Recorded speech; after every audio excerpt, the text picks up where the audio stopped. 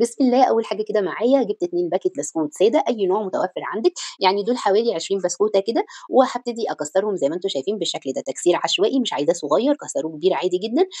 وزي ما أنتم شايفين كده هنكسّره ونسيبه كده في الصينية بتاعتنا، ونضيف عليه ربع كوباية من الشوكليت شيبس، ربع كوباية من الزبيب، وهابتدي أسقّيه كده بمعلقتين 3 من اللبن، يكون ساقع طبعًا مش سخن، تمام كده، وابتدي باعمل الكريمة بتاعتي، معايا 3 كوبايات من الحليب، هاضيف عليهم نُص كوباية من دقيق السميد اللي هو بتاع البسبوسة، بس مش عليه أي إضافات، هاضيف 5 معالق من السكر، والسكر مضبوط جدًا، لو أنتم بتحبوا تحلية أكتر من كده زوّدوا السكر، تمام؟